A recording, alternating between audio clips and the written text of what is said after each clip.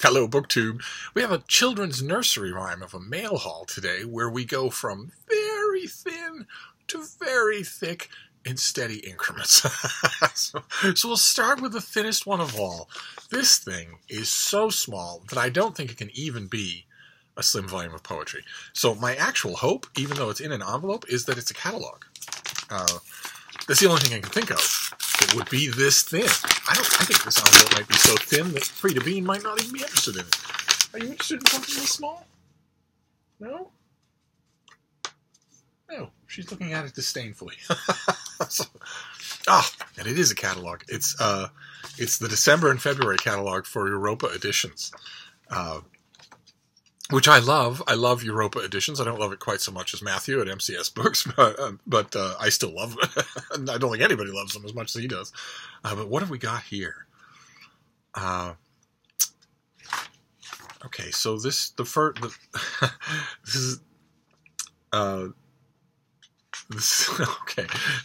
is the December to February catalog, and the very first item on the very first page is coming out in April.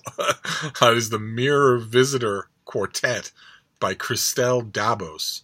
I think I've seen this on some UK channels. It's lovely. It looks lovely. The Missing of Claire de Lune and A Winter's Promise. But Europa Editions is, of course, famous for their translation work. They have a fantastic crew of editors there that pick and then shepherd projects that are well worth the attention of the English-speaking world.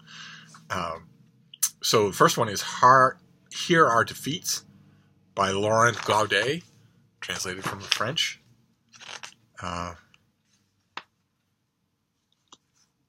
Then Sealskin by Sue Bristow. What a fantastic cover. Look at that.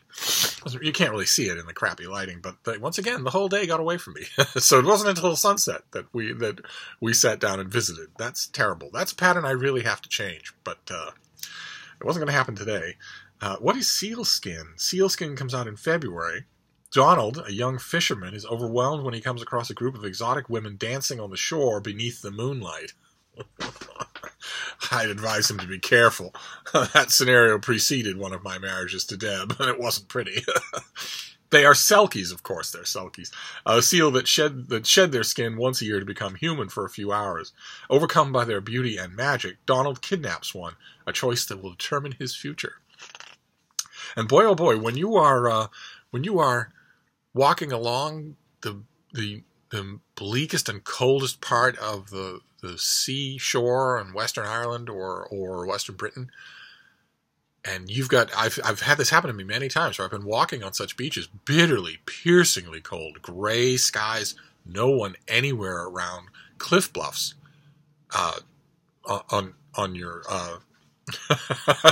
on your left-hand side or your right-hand side, and the sea on the other side, and it's just me and dogs. And boy, oh boy, when you're walking along and the freezing cold sea is just sloughing next to you, just murmuring next to you, and you're looking at the sea, of course, because you don't have anything else to look at. And when the surface is broken by a seal head, sometimes near, and sometimes big enough so that it looks like a human head, it's an eerie feeling. You know exactly where the folklore about selkies comes from when you have an experience like that. Although it's an eerie feeling anywhere. I've had it happen on crowded beaches on Cape Cod, where you're looking out over the sunlit water with people paddling around in the water, and out past the sandbar, you see this black shape, this round black shape come up, and it's two eyes, it's a nose, it's a mouth, it's looking straight at you. It's eerie. So the next one is Little Culinary Triumphs by Pascale Pujol, also translated from the French. Then something translated from the Italian, We Are Family by Fabio Bartolomei. That is, I think there's a boy in the tub on the cover. Al Santamaria is a child prodigy, maybe a genius. It is not out of the realm of possibility that he, alone, will save the human race. But first he has to solve a far more urgent problem, finding a home for his family. And Fabio Bartolomei was born and lives in Rome. He was born in Rome. No kind of storyteller quite like someone born in Rome. Oh, fantastic. Okay. And then we have something translated from the Russian called Sacred Darkness by Levan. Where's Olive when you need her? Levan Bergenisvigili. Hi. He was born on the Black Sea in 1953, and now he's on his way to Boston to strangle me for what I just did. Berzenishvili? Oh, goodness. What's wrong with people who don't have Irish last names? I ask you.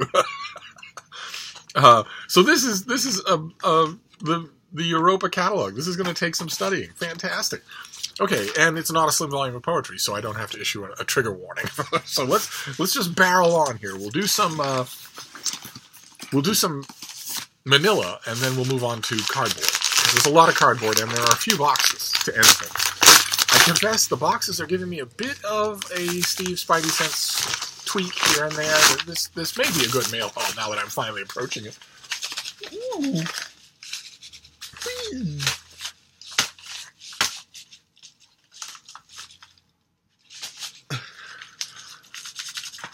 The fish ain't leaping. You can tear it on the floor. Well, let's see what have we got here. Oh, fantastic. Oh, good. I requested this. This is due next year, and it looks fascinating. Just fascinating. Yeah, this is due in February. It's Louisa on the Front Lines. This is a history of Louisa May Alcott's involvement with the American Civil War. I believe if I remember correctly, the pub sheet says that this is an unprecedented account. That is not true. But still, a new account will have new perspectives and maybe new material. Louisa May Alcott, the pub sheet starts off with her quote in 1862 about how she intends to go to war. She intends to march off to the war and be what help she can be. She did have a hard winter, or the start of one, before a near-fatal case of typhoid forced her back to Concord, Massachusetts.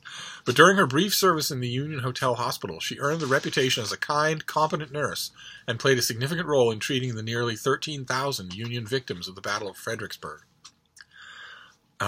And this book draws on previously unpublished material to create the first full picture of Louisa May Alcott's contribution to the war effort.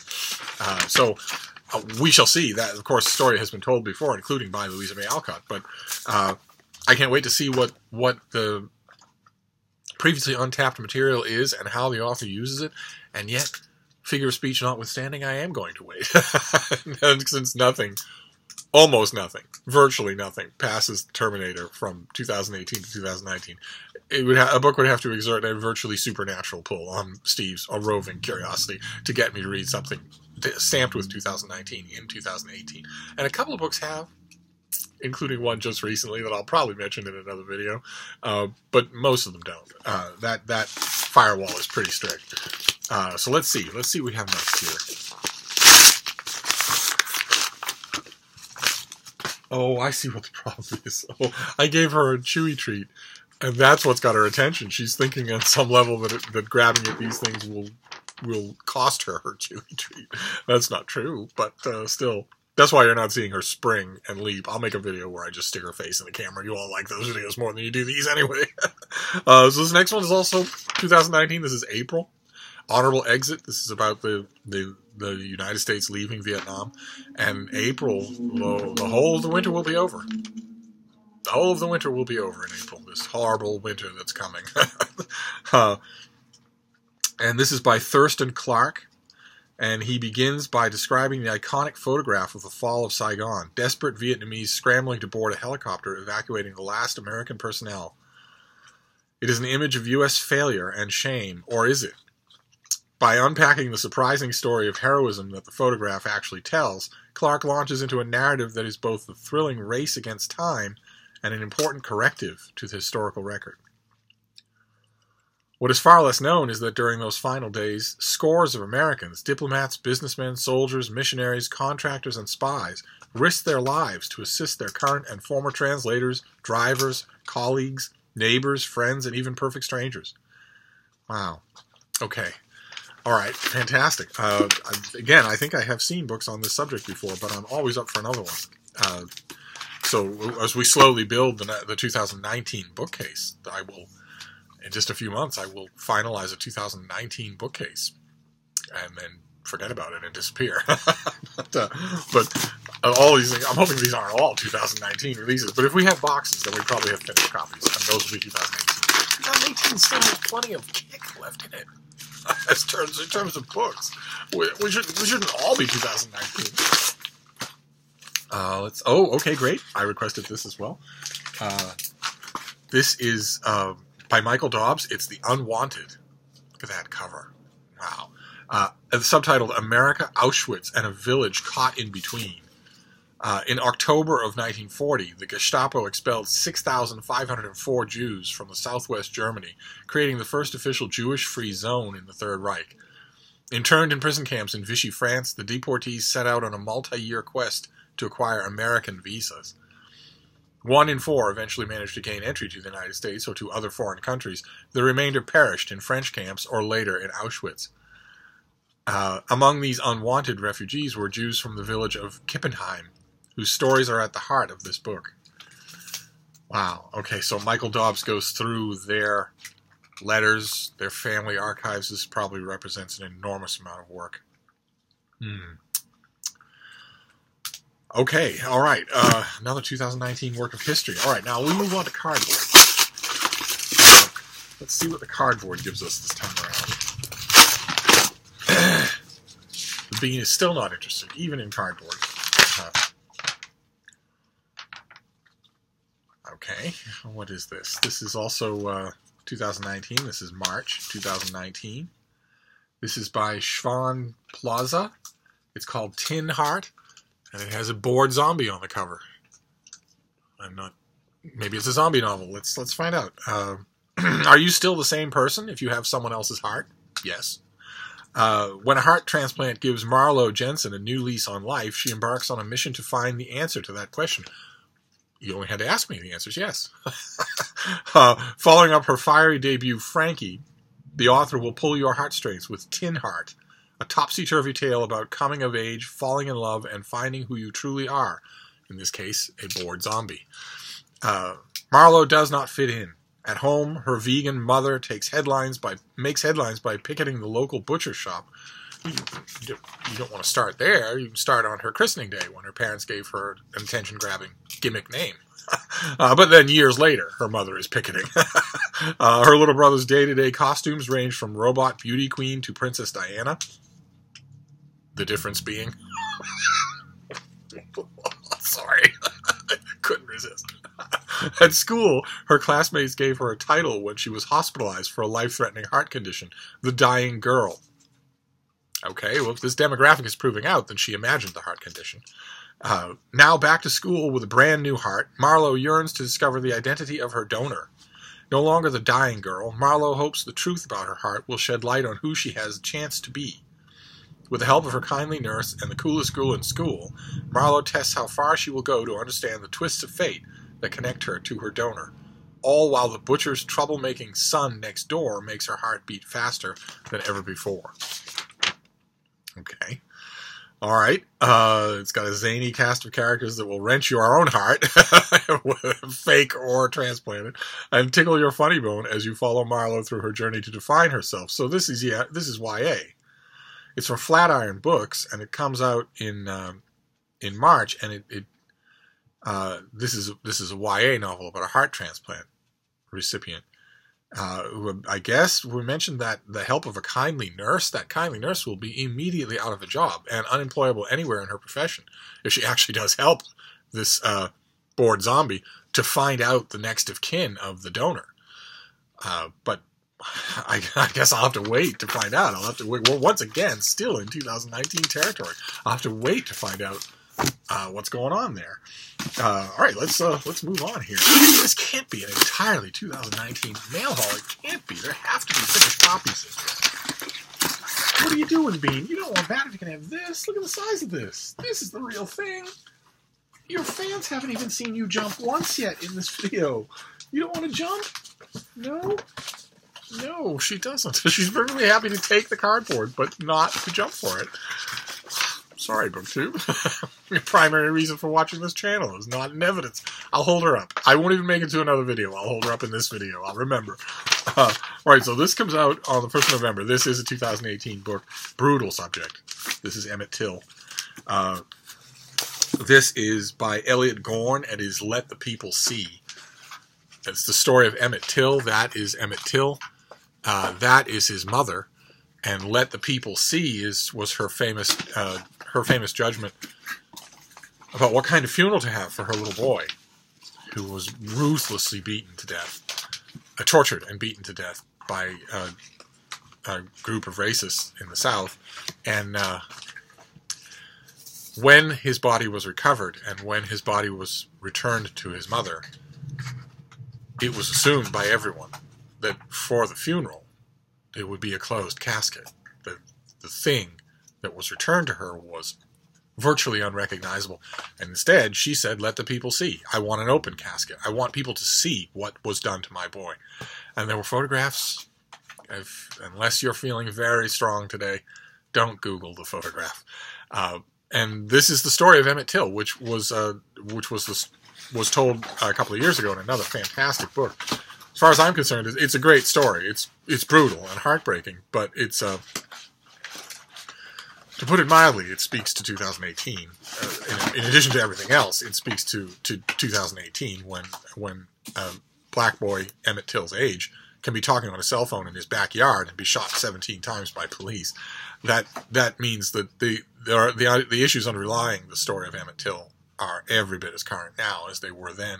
I'll try to remember to leave a link to my review of that previous book, and I will definitely be reading this. I don't know if I have it in me to do another review this soon, but I'll give it a try. Okay, so that was 2018, but it was extremely somber. Let's see if we can't.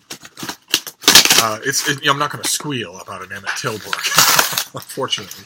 Let's see what this next one is. I feel like it's also a finished copy. The box there? Oh no, too much for the baby. Oh, fantastic. Okay, great. This comes out in early November. This is The Eternal City in hardcover. This is the finished copy of The Eternal City, a new one-volume history of Rome by Ferdinand Addis, who is very young. He's very young, and he has been fascinated by Rome since reading Livy as a teenager.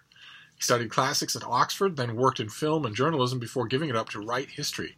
He lives in East London with his wife and daughter, and there is no mention of other books. Is it possible? And let me check the... Oh my god, there's no listing here at all. Is it possible that this guy's first book is a 900-page history of Rome? Lord, that's impressive. Why does Rome continue to exert a hold on our imagination? How did the Caput Mundi come to play such a critical role in the development of Western civilization? In this book, the author traces these questions throughout all of Roman history. Wow.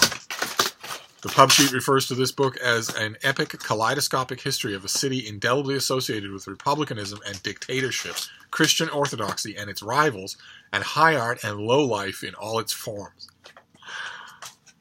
And as far as I can tell, this is the author's debut.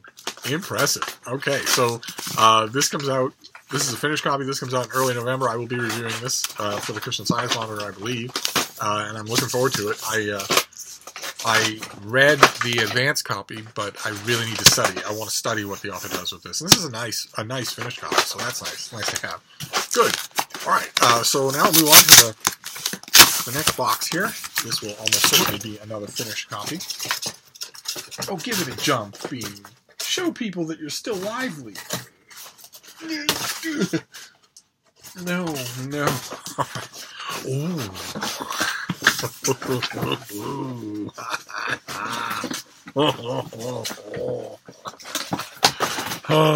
Okay. This is Dermot McCullough. This is the finished copy of Thomas Cromwell. A lovely finished copy with raised letters and the gold coloring on the spine there, and a cover blurb by Hilary Mantel, no less. And Hilary Mantel's blurb, since you think Thomas Cromwell now, you think Hilary Mantel, so we might as well read her blurb, because if you write a 1,000-page biography of Thomas Cromwell and you don't get a blurb from Hilary Mantel, you have failed. And this one has one. This is a book that, and it's not often you can say this, we have been waiting for 400 years. Okay. All right. That's quite the blurb. All right, so this is going to get reviewed everywhere, absolutely everywhere. And the main reason it's going to get reviewed everywhere is because every book reviewer in the world has read Wolf Hall. So, and most of us have had our bite at the apple of reviewing Wolf Hall or Bring Up the Body. So, okay, so what have we got here? After a decade of researching the Royal Archives, the award-winning and New York Times best-selling author of Christianity, which is another big 900-page book that you absolutely should read. Christianity is brilliant. Absolutely brilliant. Dermot McCullough has emerged with the most thoroughly researched and complete biography of Thomas Cromwell, a polarizing political figure known most for his unwavering service to the volatile King Henry VIII, the demise of Anne Boleyn, and his hand in the Reformation. Well, you can hear that she's alive. You just can't see her. She's tearing things apart. She just doesn't feel like jumping. Wow, okay. Okay, so this is the finished copy of the book that comes out this month. This is due at the end of October. I read it and just loved it. I love everything this author does. I think he's just totally brilliant. He doesn't write a book until it's just perfectly formed in his mind, and that's wonderful. And I will be reviewing this. I think I'll be reviewing it just for Open Letters Review. But I guess I shouldn't say just when it comes to Open Letters Review. For those of you who don't know, there are hundreds of you that are new to this channel. Open Letters Review is an online literary journal that I help to edit with a bunch of other people, including some booktubers. And it's free. There's no subscription cost or anything like that. And I shouldn't say just Open Letters, because in the last few months, I have noticed Open Letters Reviews getting traction, getting read. And I think that's just wonderful. I'm very, very, very happy about that. Open Letters Review is the inheritor of the 10-year-old literary journal Open Letters Monthly, where I was the managing editor. And it's nice to see that some of that cachet has followed over. I mean, Open Letters Review is slowly but surely closing in on its first year of life. And I would call it, in the limited small scale that these things can only be, a success. I am seeing those snippets of reviews in the darndest places, and I am being contacted by authors, which is great. The stuff that we're running is being noticed, and that's good, because these are serious reviews of all the serious new books that are coming out in any season, and that's good. That's noteworthy. Oh, baby. Oh. All right, Susie's having a ball. One old friend of mine. I was talking about Open Letters Review with an old friend of mine who's also a writer, and I was asking, if you ever feel like doing something, like writing something, and you can't find a place for it, feel free to let me know. I'd be happy to run your stuff. And I was mentioning to him that Open Letters Review is seeming to get notice. It's seeming to be taken seriously. And he had some odd and complimentary things to say about why. I don't believe them myself. I don't believe him completely myself. I mean, I have been a book reviewer for a very long time. And I've made some good calls, and I've steered a lot of people in the direction of a lot of good books. And I've written a few hatchet jobs that some people have remembered, and I've written some unclassifiable reviews where the author scans and studies it and cannot figure out if it's a pan or a praise. And this old friend of mine said that it's been so long that I've been doing this that there are a substantial number of readers out there who want to find my reviews. And if they know that Open Letters Review is where they can find them, then that would account for it. And I said to him, lots of other people write for Open Letters Review, not as often as I do, but still. And beside that, readers wouldn't account for traction, for notice. And he said, well, readers would account for traction if the readers are writers. And if they appreciate your take on their book, even if you're not praising them. One way or another. I don't know how much of that is true, but one way or another, it's nice to see. And I certainly intend to join the scrim with this thing. I wasn't able to get anybody else other than Open Letters interested in a review. I think it's going to get reviewed everywhere. I think that's the reason why I couldn't get anybody interested, because it's booked everywhere. But I'm not going to stay silent on it, absolutely. It's one of the only major Tudor-era biographies to come out in 2018, and it doesn't get any more major than this. This is a big event in nonfiction publishing. And once again, strongly urge you all to find a copy of Christianity and read it. Whether you're a Christian or not, Christianity has shaped your entire world, and it's a brilliant book. Oh, it's brilliant. One of the very few books on which Christopher Hitchens and I totally agreed. Anyway, that brings us to the box, the final box, and then we'll be done here. What is this? Another finished copy of some kind. I won't even bother to present it to you, my little non-leaping dog. What have we got here? Could be another biography. It's been a very... October is just a massive month for gigantic biographies. It's like a gigantic pile of them.